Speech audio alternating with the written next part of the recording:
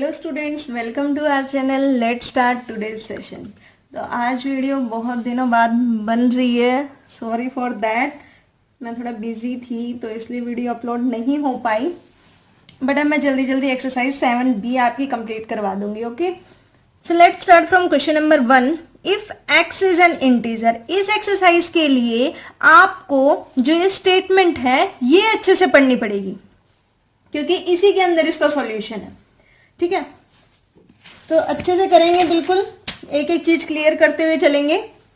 If x is an integer, अगर x कोई भी इंटीजर है, what are the next two larger numbers. तो इससे बड़े, इससे ज्यादा, लार्जर नंबर मतलब बड़े वाले, next two, just next two इससे बड़े वाले इंटीजर्स बताने हैं, लार्जर इंटीजर्स बताने हैं।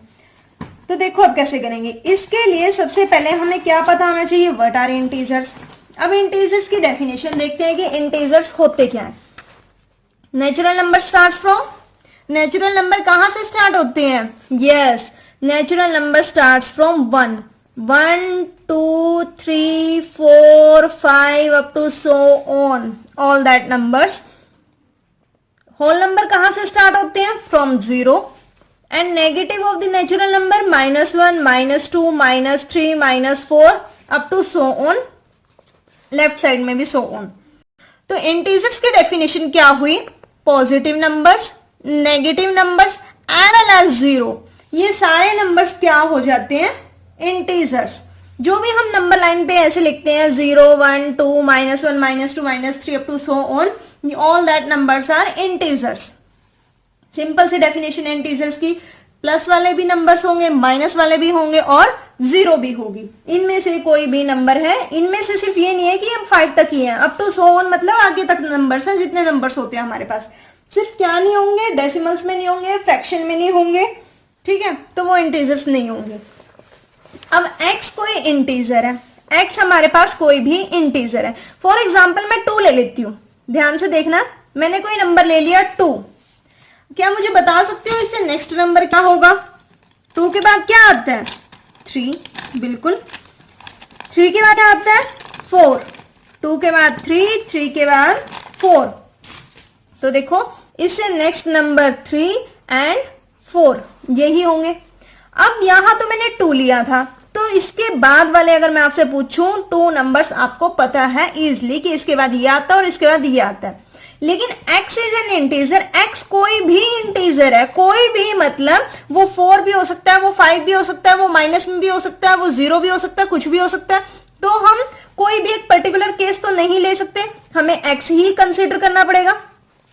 x ले लिया, यानी 2 के प्लेस पे मैंने क्या ले लिया? x। 2 तो कोई पर्टिकुलर केस था कि मैं सिर्फ 2 लेके शो कर रही हूँ कि इससे नेक्स्ट वाला नंबर और उससे नेक्स्ट नंबर क्या होगा। x ले लिया। अब 2 में क्या ऐड किया कि 3 आ गया? 2 + 1। नेक्स्ट नंबर लाने के लिए क्या ऐड किया? 1 ऐड किया। और 2 में क्या ऐड करूं कि 4 आ जाए? 2 में, इस 2 में क्या ऐड करूं कि 4 आ जाए? कैसे करेंगे? 2 + 2 वी गेट द आंसर 4। और अगर एक और नेक्स्ट नंबर चाहिए तो क्या करेंगे? 2 + 3 करेंगे, तभी 5 आएगा। यही तो आएंगे। यानी कि अगर नेक्स्ट नंबर चाहिए तो नेक्स्ट नंबर जो पिछला नंबर है उसमें 1 ऐड करना पड़ेगा। उससे नेक्स्ट नंबर चाहिए तो इस नंबर में, इसमें तो 1 ऐड करना पड़ेगा, बट इस नंबर में जो स्टार्टिंग नंबर है इसमें क्या ऐड करना पड़ेगा? 2 ऐड करना पड़ेगा। नेक्स्ट एक और चाहिए होता, क्या ऐड करना पड़ता? 3 ऐड करना पड़ता। लेकिन हमें तो कितने इंटीजर्स पूछे हैं? If x is an integer, अगर x कोई भी इंटीजर है, but are the next 2 larger number, तो अगले 2 बड़े वाले नंबर्स क्या होंगे? x + 1 and x + 2। Clear? Next पर चलते हैं B part. If x is an even integer, even integers, even numbers are those numbers which are divisible by 2। ये मैं आपको पहले भी बहुत बार बता चुकी हूं। इवन नंबर्स कौन से नंबर्स होते हैं? जो 2 के टेबल से डिवाइड होते हैं, या हम कह सकते हैं जिस नंबर के लास्ट में 2, 0, 2, 4, 6, 8 ये नंबर्स किसी नंबर के लास्ट में आते हैं, तो those numbers are even numbers. x कोई भी इवन इंटीजर है, x कोई भी क्या है, even integer. Even integer for example मैं 2 से स्टार्ट करती हूँ, 2 के बाद क्या आएगा, 4 आएगा। इवन की बात कर रहा वो, सारे नंबर्स की बात नहीं कर रहा, वो सिर्फ इवन की बात कर रहा है। 2, 4, 6, 8, 10 अप टू सो ऑन, ऐसे ही आएंगे इवन इंटीजर्स। या -2 से स्टार्ट कर लो या -4 से स्टार्ट कर लो, आपकी इच्छा है, ठीक है। What are the next two larger even integers, तो इससे नेक्स्ट वाले इवन इंटीजर्स क्या होंगे, ठीक है। तो अब मैं कोई भी एक केस लेके चल रही हूं 2, अब x के प्लेस पे 2 रखा हुआ है मैंने, हमारे पास जनरल है कि x कोई इवन इंटीजर है, मतलब 2 कोई इवन इंटीजर है। तो 2 में क्या ऐड किया कि 4 आया, 2 ऐड किया, तो नेक्स्ट वाला नंबर क्या हो जाएगा, x + 2, है ना। इस 2 में क्या ऐड करूं कि 6 आ जाए, क्या ऐड करूं, क्या ऐड करना पड़ेगा, x + 4, 2 में 4 ऐड करूंगी तभी तो 6 आएगा, तो यहां x है, x में 4 ऐड करना पड़ेगा। या आप ये भी कह सकते हो कि हर बार 2 ऐड हो रहा है, हर बार 2 ऐड हो रहा है कि 2 था, 2 में 2 ऐड किया 4 आ गया, 4 में 2 ऐड किया 6 आ गया, तो तब भी सेम आंसर आएगा। कैसे, x था, x में 2 ऐड किया, x + 2 आ गया, इस x + 2 में 2 ऐड कर दो, मतलब पिछले वाले नंबर में 2 ऐड करेंगे तो भी we will get the answer x + 4। Yes, last वाले नंबर में 2 ऐड किया, या तो आप ऐसे समझ लो कि हर प्रीवियस नंबर में 2 ऐड करने के बाद we get the next number, और we can say that if we add 2 in the first term, 4 in the next term, 6 in the next term, we will get the answer, है ना। तो दोनों तरीके से हम कर सकते हैं, आंसर सेम आना है। क्लियर हो गया, तो इसका आंसर क्या आ गया, x, x + 2, x + 4, even integers लेनी है। नेक्स्ट पर चलते हैं, this sum of 2 integers is -8, कोई भी 2 इंटीजर है, दिस एंड दिस, सम का मतलब क्या होता है, plus the sum of 2 integers. हमें नहीं पता कौन कौन से इंटीजर हैं, जैसे जैसे जो क्वेश्चन बोलता जा रहा है मैं सिर्फ वो करती जा रही हूं। The sum of the 2, sum मतलब plus, the sum of the 2 integers is -8, कोई भी 2 इंटीजर्स का सम यानी प्लस इज इक्वल टू -8, कोई भी 2 इंटीजर्स का सम क्या होगा, -8। If one integer is represented by x, अगर इनमें से एक इंटीजर x है, अगर इनमें से कोई भी हो, इनमें से एक इंटीजर x है, represent the other integer in terms of x, इस इंटीजर की वैल्यू बतानी है in terms of x, x की टर्म्स में। अब मैं आपसे एक क्वेश्चन पूछती हूं, अगर आपके पास 6 चॉकलेट्स हैं in one hand and 2 in another hand, 2 हाथ है आपके, एक में 6 चॉकलेट है, एक में 2 चॉकलेट है, तो आपके पास कितनी चॉकलेट हुई, 8। अब मैंने आपको ये बता दिया कि आपके एक हाथ में तो 6 चॉकलेट्स हैं और टोटल आपके पास 8 है, तो दूसरे वाले में कितनी होंगी, ऑब्वियस सी बात है 2 होंगी। एक में 6 है, टोटल आपके पास 8 है, तो ऑब्वियस सी बात है कितनी होंगी दूसरे वाले में, 2। कैसे पता लगा, अब ये तो छोटा सा था इसलिए पता लग गया। हम क्या करेंगे, 8 में से जो सम था उसमें से ये 6 माइनस कर देंगे, we will get the answer 2। क्या रह गया, 2 ही तो रह गया, दूसरे में 2 रहेगी। सिमिलरली एक हमारे पास नंबर x है, टोटल हमारे पास -8 है, तो इस सम में से इस x को माइनस कर देंगे।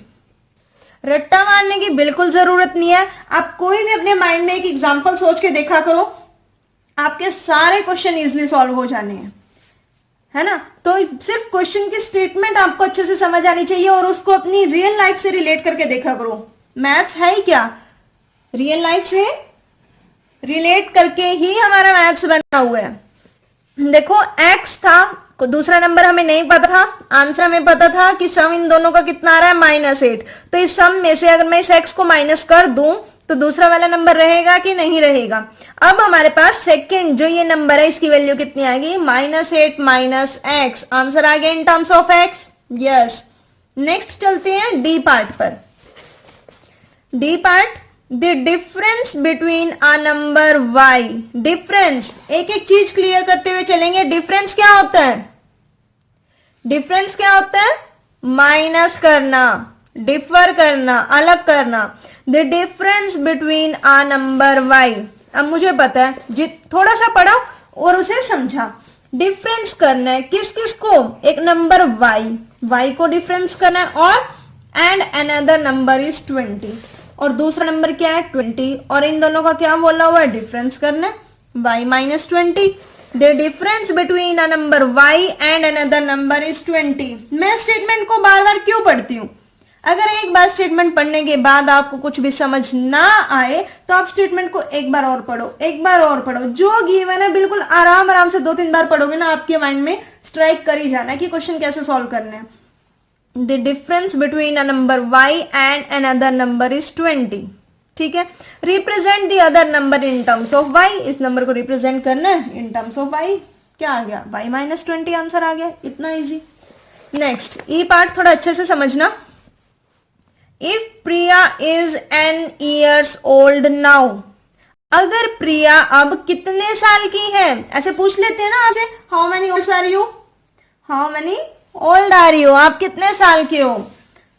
प्रिया n साल की है भाई, कितने साल की, n ईयर्स ओल्ड। नाउ अभी वो n साल की है, आप कितने साल के हो। फॉर एग्जाम्पल ले लेते हैं, you are 13 years old. For example maybe you are 12 years old और maybe you are 14 years old, I don't know. For example you are 13 years old. Real life से relate करके चलेंगे तभी तो मजा आएगा मैथ्स पढ़ने में। हमने सोच लिया, हमने मान लिया, एज्यूम कर लिया कि हम कितने साल के हैं, 13 ईयर्स के। हम तो नहीं, आप लोग 13 ईयर्स के हो सकते हो। चलो भाई, प्रिया इज n ईयर्स ओल्ड, लेकिन प्रिया कितने साल की है, n साल की। How old will she be next year, how old will she be next year, अगले साल की वो अगले साल वो कितने साल की हो जाएगी। आप मुझे ये बताओ, अगले साल नेक्स्ट ईयर आप कितने साल के हो जाओगे, 14 ईयर्स के। नेक्स्ट ईयर आप कितने साल के हो जाओगे, 14 ईयर्स के। अब 13 के हो तो नेक्स्ट ईयर 14 के होंगे कि नहीं होंगे, बिल्कुल।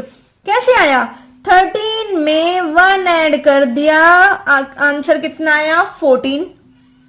तो हमसे ये नहीं पूछा कि आप कितने साल के हो जाओगे, हमसे क्या पूछा हुआ, अगर प्रिया n ईयर्स ओल्ड है तो नेक्स्ट ईयर वो कितने साल की हो जाएगी, n+1, because we don't know the value of n।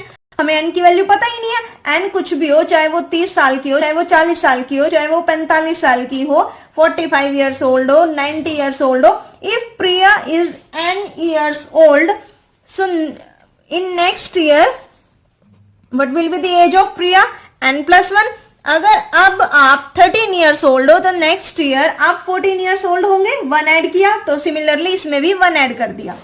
ठीक है जी। How old will she be next year, कितने की साल की हो जाएगी वो, n+1 की। एंड 5 ईयर्स फ्रॉम नाउ, और आज से 5 साल बाद कितने साल की हो जाएगी वो, आज से 5 साल बाद। आप अब 13 ईयर्स ओल्ड हो, आज से 5 साल बाद कितने साल के हो जाएंगे, 5 ऐड करेंगे इसमें, 18 ईयर्स, क्योंकि जो अब आपकी प्रेजेंट एज है उसमें 5 ईयर्स ऐड कर दिए तो आप कितने साल के हो जाओगे, 18 ईयर्स के। तो प्रिया की अगर अब n ईयर्स एज है, प्रिया अब n ईयर ओल्ड है, after 5 years what will be the age of Priya, n+5, क्योंकि प्लस तो हो नहीं सकता। मैंने आपको बताया था सिर्फ वेरिएबल्स, अगर आपने 5-6 चैप्टर किए हैं, सिर्फ वेरिएबल्स को ही वेरिएबल्स में ऐड या सब्ट्रैक्ट हो सकते हैं। ये वेरिएबल है, ये कांस्टेंट टर्म है, तो इसको हम ऐड करके ये मत लिख के आना 5n। ठीक है, तो प्रिया की एज आफ्टर 5 ईयर्स कितनी हो जाएगी, n+5। ओके, आगे चलते हैं। How old was she 10 years ago, ago मतलब पहले, 10 साल पहले वो कितने साल की थी।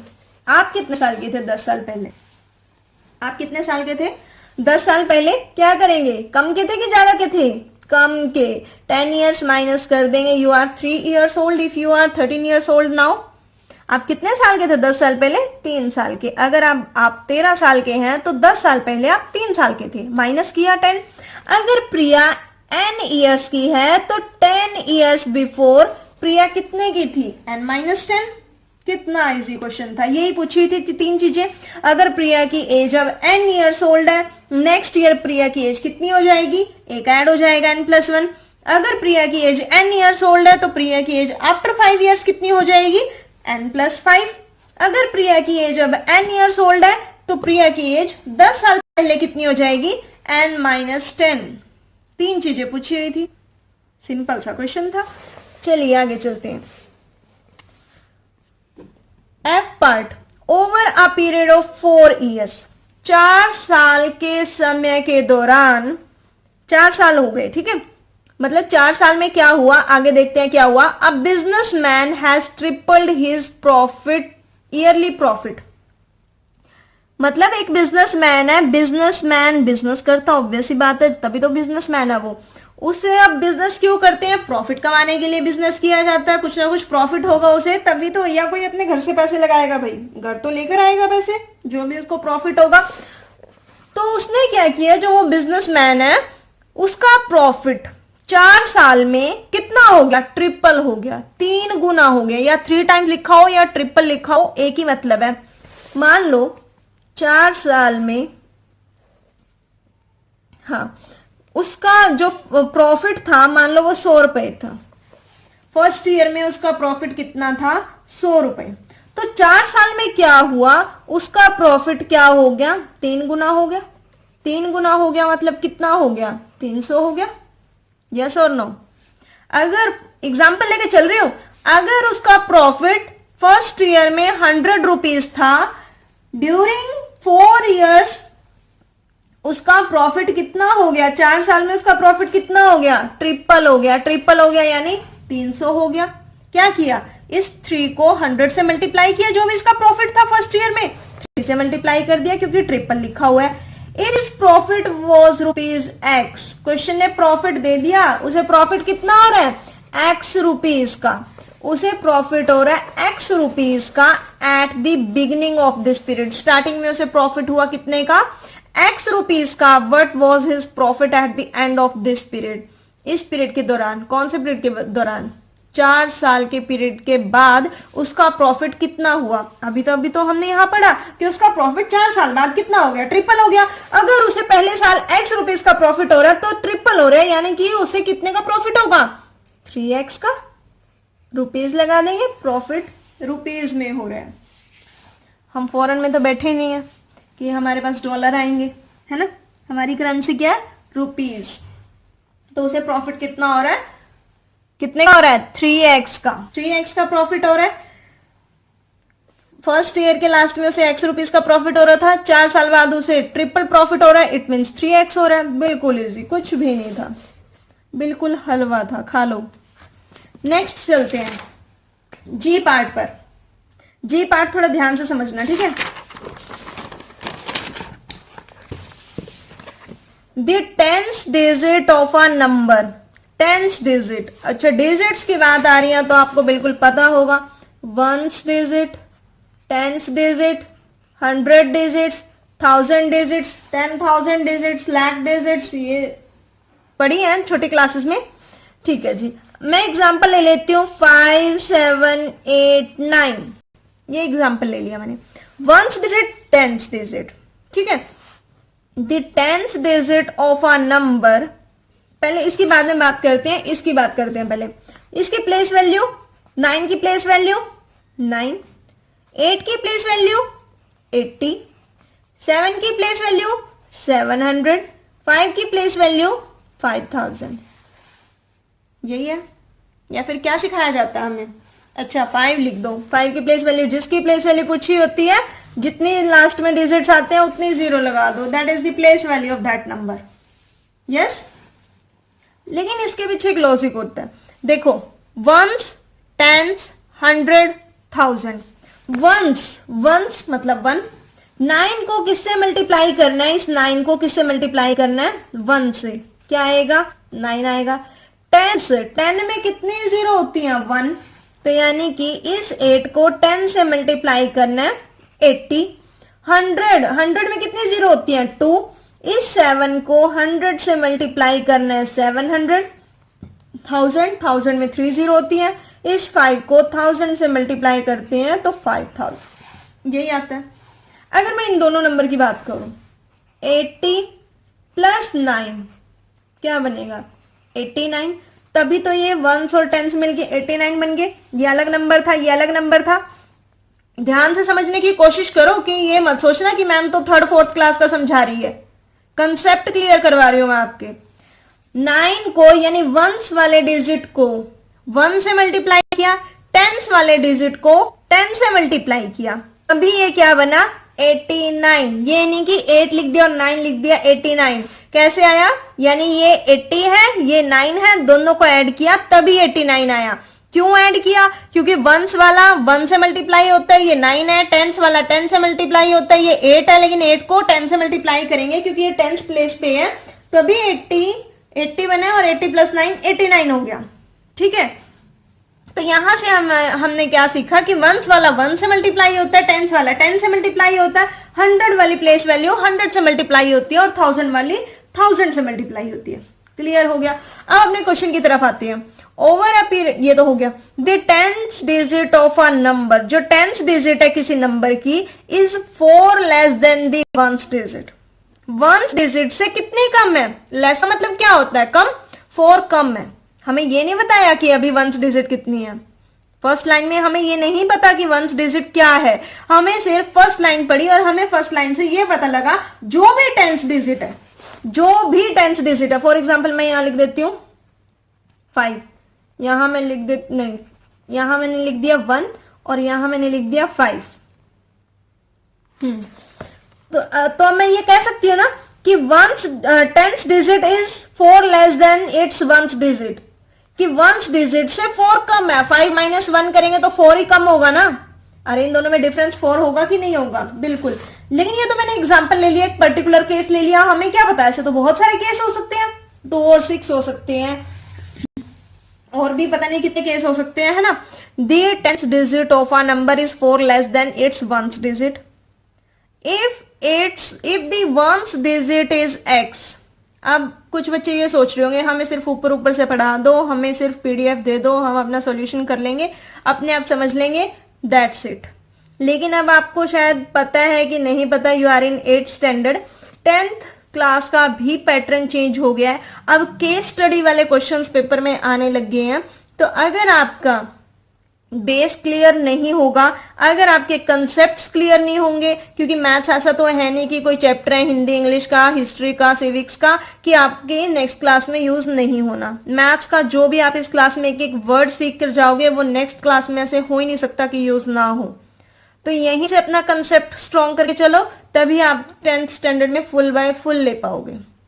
अब ये मत सोचना अगर कोई बच्चा 60 स्कोर कर रहा है आउट ऑफ 100 कि मैथ्स में उसके हद से हद 60 ही आते हैं, हद से हद उसके 60 आते हैं, कि अगर वो थोड़ी सी और मेहनत कर लेगा तो उसके 70 आ जाएंगे, इससे ज्यादा नहीं आएंगे। तो ऐसा बिल्कुल नहीं होता। अगर आपके 7th क्लास में 33 मार्क्स भी हैं, 33 मार्क्स वाला भी फुल बाय फुल ले सकता है, जब भी वो मेहनत करना स्टार्ट करें। देखो सक्सेस के लिए हमेशा स्टेयर्स होती हैं, एकदम कोई यहां से यहां नहीं जाता। आप सिर्फ खुद को खुद से कंपेयर किया करो कि आज मैंने क्या सीखा, मुझे कितना आता है, मेरे कितने कंसेप्ट्स क्लियर हो गए। जो डाउट आता है मैं आप लोगों के लिए हूँ, कमेंट्स किया करो, और वीडियो तो मैं आपको बिल्कुल अब जल्दी जल्दी प्रोवाइड करवाई दिया करूंगी, ठीक है। तो आप कभी भी कुछ भी कर सकते हैं, बस पढ़ना स्टार्ट कीजिए। चलो भैया, कहाँ थे, क्वेश्चन कर रहे थे। The 10th digit of a number is 4 less than its 1st digit if the 1st digit is x. 1st digit बता दी भाई कितनी है, x. If 1st digit is x, तो क्या आप मुझे बता सकते हैं 10th digit क्या होगी? 4 लेस है ना, 1st digit से 4 लेस है। ये 1st digit अगर x है तो 10th digit क्या होगी, x minus 4। Yes, x minus 4 होगी, क्योंकि ये से 4 लेस है। अब नंबर कैसे बनता है, लेकिन अब डिजिट और नंबर में भी डिफरेंस बताती हूँ। देखो 89 है, ये पूरा का पूरा एक नंबर है, अगर इसके बीच में ये अलग अलग जो होते हैं ये डिजिट्स होते हैं, मतलब जो सिंगल होता है वो डिजिट होता है, जो ऐसे 2 का पेयर आ गया या 3 का आ गया, मोर देन 1 आ गया, दैट इज नंबर, ठीक है। अलग अलग की बात करें कि नंबर में कितने डिजिट्स हैं वो आप काउंट करके बता सकते हैं। If the ones digit is x, अगर वंस डिजिट x है then what is the number. अब नंबर ऐसे तो बनेगा नहीं कि x लिख दिया और x माइनस 4 लिख दिया, नंबर तो नहीं बनता। ऐसे भी नहीं बन सकता कि x लिखा और x माइनस 4 लिख दिया और ऐसे लिख दिया, नहीं बन सकता ना ऐसे नंबर। नंबर कैसे बनेगा, जो वंस डिजिट होती है उसको 1 से मल्टीप्लाई करते हैं, तो 1 को तो जिससे मर्जी मल्टीप्लाई कर लो वही नंबर मिल जाता है। टेंस डिजिट को किससे मल्टीप्लाई करते हैं, 10 से, यानी नंबर कैसे बनेगा 10 into x minus 4 plus x. 89 था, 89 को कैसे लिखा, 80 plus 9 is equal to 89। First वाले नंबर को 10 से मल्टीप्लाई किया, नेक्स्ट वाले वंस वाले नंबर को 1 से मल्टीप्लाई किया, दोनों को प्लस किया, 89 आया। वंस वाले नंबर को 1 से मल्टीप्लाई किया, x आया। टेंस वाले नंबर को x माइनस 4 को 10 से मल्टीप्लाई किया, x की वैल्यू नहीं पता इसलिए मैंने 10 को बाहर ही रखा और दोनों को क्या करना है, ऐड करना है। ये हमारे पास नंबर हो गया 10 into x minus 4 plus x is the number. ठीक है, नेक्स्ट पार्ट पर चलते हैं। What is the number if the digit in g part are interchange. अगर ये तो बिल्कुल सिंपल से, अगर डिजिट्स को इंटरचेंज कर दें, डिजिट्स को इंटरचेंज कर दें, 89 का 98 बना दें, क्या किया, वंस प्लेस पे टेंस वाला आ गया और टेंस प्लेस पे वंस डिजिट आ गया, इनको भी चेंज कर देते हैं। तो वंस वाला क्या होगा, वंस डिजिट कितना हो जाएगा, x माइनस 4। वंस डिजिट क्या होगा, x माइनस 4। टेंस डिजिट क्या होगा, x होगा, यही होगा। तो अब सिमिलरली प्रोसेस देखो, सिमिलर, बिल्कुल सिमिलर, टेंस वाले को, टेंस डिजिट को 10 से मल्टीप्लाई करना। अब टेंस डिजिट x है, क्यों है टेंस डिजिट x, क्योंकि हमने इंटरचेंज कर दिए नंबर। तो 10x, बीच में प्लस का साइन, और इसको तो 1 से मल्टीप्लाई करना, तो 1 इंटू एक्स माइनस 4, तो 1 को तो जिससे मर्जी मल्टीप्लाई कर लो वही आ जाता, तो 1 लिखो ना लिखो, आंसर कितना आ जाएगा 10x plus x minus 4। I part, the denominator of a fraction, denominator और फ्रैक्शन। अगर हमारे पास कोई भी होता है, जैसे ऊपर लिखते हैं एक यहाँ नंबर और एक यहाँ नंबर, ऊपर वाले नंबर को हम बोलते हैं न्यूमरेटर, नीचे वाले नंबर को हम बोलते हैं डिनोमिनेटर, और दोनों को न्यूमरेटर बाय डिनोमिनेटर हमारे पास क्या हो जाता है, फ्रैक्शन हो जाता है। क्या हो जाता है, fraction. Numerator by denominator is a fraction. The denominator of a fraction, question क्या कह रहा है कि जो डिनोमिनेटर है किसी फ्रैक्शन का, जो डिनोमिनेटर है is 3 more than it's numerator, वो न्यूमरेटर से 3 ज्यादा है। अगर न्यूमरेटर 2 है तो नीचे वाला क्या होगा, इसमें 2 ऐड कर 3 ऐड कर देंगे 5, क्योंकि ये इससे 3 ज्यादा है। अगर ये 5 है तो ये नीचे वाला क्या हो जाएगा 8, क्योंकि ये इससे 3 ज्यादा है। If the numerator is y, अगर न्यूमरेटर y है, if the numerator is y, अगर न्यूमरेटर y है तो डिनोमिनेटर क्या हो जाएगा, 3 ज्यादा है भाई, y प्लस 3 होगा कि नहीं होगा, बिल्कुल। What is the fraction, fraction पूछा हुआ तो y बाय y प्लस 3, क्योंकि क्वेश्चन ने दे दिया, क्या दिया, न्यूमरेटर y है, डिनोमिनेटर उससे न्यूमरेटर से 3 ज्यादा है, तो y by y plus 3 is the answer. Next, what is the angle marked a in the figure, यह हमें फिगर दे रखी है, इसमें एंगल ए बताना है। तो मैं आपको बता दूं, आपने क्या देखा होगा, प्रोटेक्टर देखा होगा, प्रोटेक्टर में ऐसे ऐसे बना होता है, यहाँ 0 डिग्री 180 डिग्री, एक लाइन यहाँ, एक और 2 लाइनें बनी होती है, एक बार यहाँ 0 डिग्री और एक यहाँ 180 डिग्री। तो जो ये ऐसे एंगल होता है ये कितने का होता है, 180 डिग्री का। एक और अगर मैं ऐसे एक और डी रख दूं तो ये भी 180 का, ये भी 180 का ही होगा ना, 0 180। तो अगर इसको कंप्लीट को मिला दूं ऐसे में, 180 प्लस 180, 180 प्लस 180 कितना हो गया 360, कितना हो गया 360 डिग्री। तो यहां से हमें एक चीज पता लगी कि जो कंप्लीट एंगल होता है, जो ऐसे सर्कल होता है, वो कितने डिग्री का एंगल बनाता है, 360 डिग्री का एंगल। कितने डिग्री का एंगल बनाता है, 360 डिग्री का कंप्लीट एंगल होता है। 360 डिग्री का अगर कंप्लीट एंगल है, यहां से मैंने कोई भी एक एंगल जो कितने डिग्री का है, x डिग्री का, वो निकाल दिया। कंप्लीट एंगल कितने का है, 360 डिग्री का। इसमें से अगर मैं ये x डिग्री का एंगल निकाल दूं तो क्या करेंगे, इसमें से ये x डिग्री का माइनस कर देंगे, 360 डिग्री माइनस x डिग्री, तो क्या रह जाएगा, ये सिर्फ बाहर वाला पोर्शन रह जाएगा। यही हमें क्वेश्चन में पूछा हुआ था, ये बाहर वाला a की वैल्यू पूछी हुई थी, a सिर्फ इतना है, इसमें से कंप्लीट एंगल 360 है, एक्स हमें नहीं पूछा, सिर्फ ए पूछा हो तो 360 डिग्री माइनस एक्स डिग्री किसकी वैल्यू आ जाएगी, ए की वैल्यू आ जाएगी। तो ये सारे क्वेश्चंस मैंने लिखे हुए हैं, मैं आपको सॉल्यूशन सेंड कर दूंगी। होप सो आपको फर्स्ट क्वेश्चन अच्छे से क्लियर हुआ होगा। थोड़ा लेंथी था, इसके कुछ पार्ट्स थे। बाकी नेक्स्ट वीडियो में हम क्वेश्चन नंबर 2 ऑनवर्ड्स करेंगे, तब तक आप इनकी प्रैक्टिस करना। कोई डाउट आता है तो कमेंट करना, वीडियो को लाइक करना, शेयर करना। Thank you.